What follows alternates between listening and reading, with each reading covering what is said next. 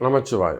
ஜெய் வராகி. உலகம் முழுவதும் வாழக்கூடிய நெக்ஸ்ட் ஜென் நேயர்கள் அனைவருக்கும் உங்கள் தாம்பரம் வாராகி ஈசனேசன் சுவாமியுடைய நல்லாசிகள், வாழ்த்துக்கள்.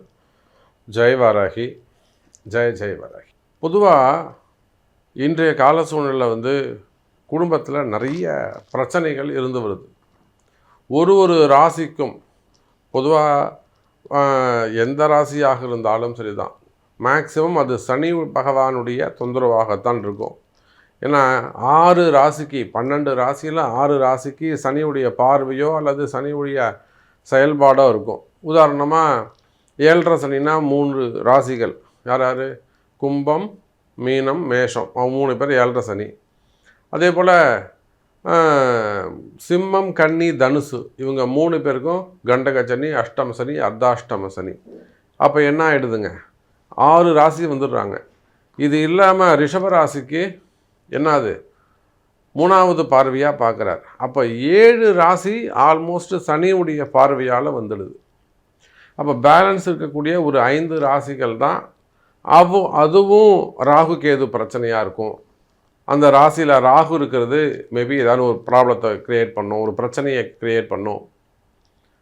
அப்போ இன்னைக்கு கால சூழ்நிலையில் எல்லாரும் நல்லா இருக்கணும். அதுக்கான வழி என்ன? எல்லாருக்கும் நிம்மதி கிடைக்கணும், எல்லாருக்கும் சந்தோஷம் கிடைக்கணும். அப்போ அந்த நிம்மதி சந்தோஷம் எங்கு கிடைக்கும்? அது கிடைக்கிறதுக்கு என்ன வழி உண்டு? நிறைய இப்போ குடும்பம்னு எடுத்துக்கிட்டோம்னா நிறைய பிரச்சனைகள் இருக்கும். மெயினாக வருமான பிரச்சனையாக இருக்கும். வீட்டுக்காரர் சொல்ல பேச்சு கேட்க மாட்டார், வீட்டுக்காரர் மதிக்க மாட்டார்.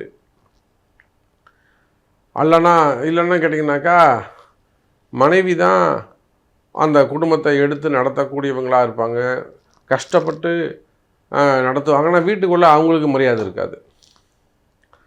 புரியுதுங்களா? மாமனார் மாமியார் பிரச்சனையாக இருக்கும், டாமினேஷனாக இருக்கும், ஒரு அசிங்கப்பட வேண்டியதாக இருக்கும். ஒரு என்ன சொல்கிறது, எல்லாத்துக்கும் ஒரு கேள்வி கேட்டுக்கிட்டு இருப்பாங்க. அது ஆணோ பெண்ணோ, யார் ரொம்ப உழைச்சி கஷ்டப்பட்டு இரவும் பகலும் வேர்வை சிந்தி சம்பாரித்து அந்த குடும்பத்துக்காக தியாகம் பண்ணுறாங்களோ எல்லாத்தையும் செஞ்சுட்டு கடைசியில் ஒரு அவப்பெயரும் வாங்கிக்க வேண்டியதாக இருக்கும். நீ என்ன செஞ்ச அப்படிங்கிற மாதிரி ஒரு வீட்டுக்குள்ளேயே ஒரு மரியாதை இல்லாமல் இருக்கும். ஒரு சில இடங்களில் அது ஆண்களுக்காக இருக்கும், ஒரு சில இடங்களில் அது பெண்களுக்கானதாக இருக்கும். மனைவி மதிக்காமல் இருப்பாங்க. மனைவி எல்லாம் அவங்க அம்மாவோட சேர்ந்துக்கிட்டு, மாமியாரோட சேர்ந்துக்கிட்டு கணவனை மதிக்காமல் இருக்கிறது. அல்லது இந்த பக்கம் பார்த்திங்கனாக்கா கணவன் அம்மாவோட சேர்ந்துட்டு மனைவியை டாமினேட் பண்ணுறது. அப்போ இந்த மாதிரி ஒரு அவமரியாதை இருக்கும்போது இதெல்லாம் இந்த சனி செவ்வாய் சேர்க்கை இருக்கிறது, சனி சுக்கிரன் சேர்க்கை இருக்கிறது. அப்போ இதெல்லாம் காமனாக வரக்கூடிய பிரச்சனைகள். அப்போ கஷ்டப்படக்கூடிய நீங்கள் நல்லா இருக்கிறதுக்கு, மகிழ்ச்சியாக இருக்கிறதுக்கு இந்த மாதிரியான கடுமையான காலங்கள் ஒருத்தர் அதாவது பிள்ளைகளை பற்றிய கவலையாக இருக்கலாம், பசங்க சரியாக படிக்க மாட்டேங்கிறாங்க, இல்லைன்னா பசங்க அடங்க மாட்டேங்கிறாங்க, சொல்கிற பேச்சு கேட்க மாட்டேன், மெயினாக அடங்க மாட்டுறாங்க, பொறுப்பு இல்லாமல் இருக்கிறது, படிப்பு சரியாக படிக்காமல் கான்சன்ட்ரேஷன் செய்யாமல் இருக்கிறது. அதே போல் நிறைய பேட் ஹேபிட்ஸ்க்காக கொஞ்சம் தள்ளி விலகி போயிடுறது, கெட்ட நண்பர்கள், தீய நண்பர்கள். இன்னும் சொல்லப்போனால் மெயினாக கல்வி, பொறுப்பு இது ரெண்டும் இல்லாமல் இருக்கிறது. இப்போ வெளிநாடுகள்லாம் எடுத்துட்டிங்கன்னா நிறைய ஃபோன் கால்ஸ் வருது நமக்கு. பசங்க சொல்கிற பேச்சு கேட்க மாட்டேங்கிறனால வேறு போலீஸ் கேஸில் போய் மாட்டிக்கிறது, வம்பு வழக்கில் போய் மாட்டிக்கிறது, இல்லை இவங்களேவும் போலீஸ் கேஸ் ஏதாவது ஒன்று தரது. அப்போது இதெல்லாம் பெற்றோர்களுக்கு மிகுந்த வருத்தத்தை கொடுக்கும். அப்போது ஒவ்வொரு ராசிக்கும் உங்கள் ராசிக்கு செப்பரேட்டாக குடும்ப பிரச்சனைகளை பற்றியும் அதற்கு உண்டான தீர்வுகளை பற்றியும் அதற்கான வழிபாட்டு முறைகளையும் பரிகாரத்தையும் இலவசமாக சொல்ல போகிறோம். இதில் எந்த கட்டணமும் கிடையாது, முழுக்க இலவசம். கேட்டு தெரிந்து கொள்ளுங்கள். சிம்ம ராசி.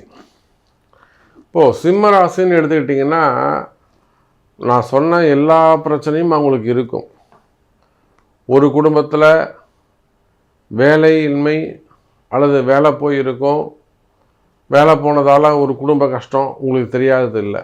அதனால் வரக்கூடிய வீண்பலி அவமானங்கள், அவமரியாதை. இன்னும் சில இடங்களில் பார்த்தீங்கன்னாக்கா மெயினாக குடும்பத்தில் ஒருத்தருக்கு ஒருத்தரையும் நம்ம அனுசரணை இல்லாமல், யாருக்காக நீங்கள் கஷ்டப்படுறீங்களோ அவங்களே உங்களை புரிஞ்சிக்காமல் இருக்கிறது. இப்போ சிம்ம ராசியுடைய கஷ்ட நஷ்டங்கள் தொழில் கஷ்டங்களாக இருக்கலாம், நீங்கள் ஏதோ ஒரு சின்ன சின்ன தொழிலாக கூட இருக்கலாம். அதில் வரக்கூடிய கஷ்டங்கள், எவ்வளோ முயற்சி பண்ணுறேன் சாமி, நான் அவ்வளோ கஷ்டம், எங்கள் வீட்டுக்காரர் அவ்வளோ உழைக்கிறாரு, எங்கள் வீட்டுக்காரம்மா அவ்வளோ ஹார்ட் ஒர்க் பண்ணுறாங்க.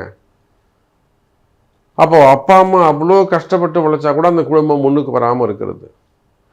ஏதோ ஒரு என்ன சொல்கிறது, ஒரு செய்வினை செஞ்ச மாதிரி ஒரு முடக்கு. எங்கள் குடும்பத்துக்கு யாராவது ஏதாவது செஞ்சிட்டாங்களா கூட நாங்கள் யோசிக்கிறோம். அந்த மாதிரி எதுவும் கிடையாது. ஆனால் எங்களுக்கு அந்த மாதிரி சிந்திக்க தோணுது. சமீபமாக ஒரு ஃபோன் கால் வந்தது சிம்ம ராசிக்கு. அவங்க அண்ணன் வந்து ஒரு வக்கீலாக இருக்காங்க, அட்வொகேட்டாக இருக்காங்க. அப்புறம் அவங்கள நோக்கி வரக்கூடிய ஒரு பெண்ணோடு அவங்களுக்கு தொடர்பு ஏற்பட்டு போது. ஒரு நல்ல செட்டியார் குடும்பம், கௌரவமான குடும்பம். அவங்க தம்பி வந்து ஒரு ஸ்கூல் டீச்சராக இருக்காங்க. அம்மாவோட சேர்ந்து தம்பியும் வந்து அண்ணனை எப்படியாவது காப்பாற்றுங்க, அது அன்னைக்கு தெரியாது, எப்படியாவது அண்ணனை காப்பாற்றுங்க அப்படிங்கிறாங்க. அப்போ இது போல் சிம்மராசி என்பர்கள் காரணம் என்ன? ஏன் அந்த குடும்பத்தில் அவ்வளோ குழப்பம்? காரணம் சிம்மராசிக்கு அஷ்டம சனி நடக்குது. சனி பகவானுடைய தாக்கம். அதுதான் சொன்னேன் ஓப்பனிங்கில், 12 ராசி இருக்குன்னா இந்த வருஷம்னு இல்லை, எந்த வருஷமாக இருந்தாலும் சனி பகவான் குறைஞ்சபட்சம் 8 ராசியை ஆட்சி செய்வார். அப்போ மீதி இருக்கக்கூடியது 4 ராசி தான். அதில் 2 ராசியை ராகு கேது பார்த்துக்கும். மீதி 2 ராசியை யாருங்க? அதுதான் சாமியை விட்டு வச்சிருப்பார். அப்போ இந்த கஷ்டம் கர்மா, இது சனியுடைய சாபமாக இருக்கலாம், இல்லை சனியுடைய கர்மாவாக இருக்கலாம், இல்லை ஜென்மாந்திரத்தில் நீங்கள் செய்யக்கூடிய பாவதோஷங்களாக இருக்கலாம். ஏதோ ஒரு ரூபத்தில் வந்து டச் பண்ணும். ஒரு வினை தொடர்பு இல்லாமல் எந்த உறவும் அங்கு உதிக்காது, தொடர்பு ஏற்படாது. புரியுதுங்களா? வினை தொடர்பு இருக்கும். அப்போ பலதரப்பட்ட குடும்ப கஷ்டங்களை சந்திக்கக்கூடிய, அல்லது வீண்படி அவமானங்களை, அல்லது குடும்பத்தில் வரக்கூடிய ஒரு சண்டை சச்சரவை, மனக்கசப்பை சந்திக்கக்கூடிய, அது மெயினாக கணவன் மனைவியிடையே வரக்கூடியதாக இருக்கலாம், பிள்ளைகளோட வரக்கூடியதாக இருக்கலாம், பசங்க மதிக்காமல் இருக்கலாம், சொல்கிற பேச்சு கேட்காம இருக்கலாம், இல்லைன்னா குடும்ப வளர்ச்சி ஒரு தடை ஏற்படலாம். நல்லா இருந்த சாமி, நல்லா இருந்த குடும்பம் இது, ஆஹான்னு இருந்தது, ஓஹோன்னு இருந்தது. இந்த பொண்ணு ஒன்று நம்ம வீட்டை விட்டு வெளியில் போச்சுங்க, அன்றைக்கி வந்ததுங்க பிரச்சனை. அன்னிலேருந்து இந்த குடும்பம் முன்னுக்கே வரல, கடன் மேலே கடன். அப்போ அந்த மாதிரி குடும்ப பிரச்சனைகள், குடும்ப வளர்ச்சி தடைபடுகிறதா? இதுதான் சிம்மராசி. இல்லை நீங்கள் அவ்வளோ தூரம் கஷ்டப்பட்டு உழைச்சி எல்லாம் செஞ்சு கூட உங்களுக்கு அவப்பெயர் கிடைக்கிறதா? அதுதான் சிம்மராசி.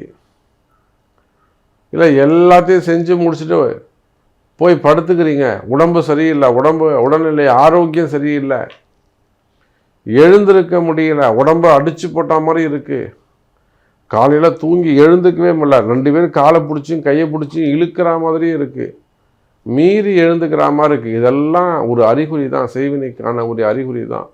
எப்பவும் தூங்குற மாதிரியே இருக்கிறது, எப்பவும் தூங்குற மாதிரியே இருக்கிறது, எல்லாம் உடம்பு அடித்து போட்ட மாதிரி இருக்கிறது. இதெல்லாம் ஒரு வீட்டில் தேவையில்லாத நெகட்டிவ் தாட்ஸ், நெகட்டிவ் அதிகமாக இருக்குதுன்னு அர்த்தம்.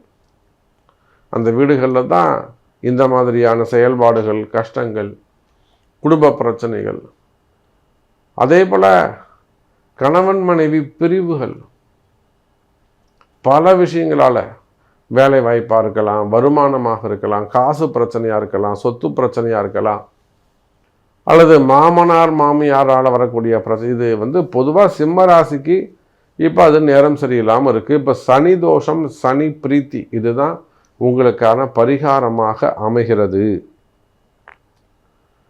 சிம்ம ராசிக்கு ஏன் இவ்வளோ தூரம், இப்போ நீங்கள் இவ்வளோ தூரம் சொல்கிறீங்களே சாமி, எல்லாம் கிட்ட இருந்து பார்த்தா மாதிரி சொல்கிறீங்க. ஆமாம், எனக்கு இது இருக்குது, பசங்களுக்கு உடம்பு சரியில்லை, ஒரு 30 நாள் இப்போ தான் ஆஸ்பத்திரியில் இருந்துட்டு வந்தோம், அவங்களுக்கு உடம்பு சரியில்லை, இவங்களுக்கு உடம்பு சரியில்லை, இல்லை சிறு சிறு விபத்துக்கள் ஏற்படுவது, ஆக்சிடென்ட் நடக்கிறது. அப்போது இது எல்லாத்துக்கும் காரணம் அஷ்டம சனி. சனி பிரீத்தி செய்வது சிறப்பு.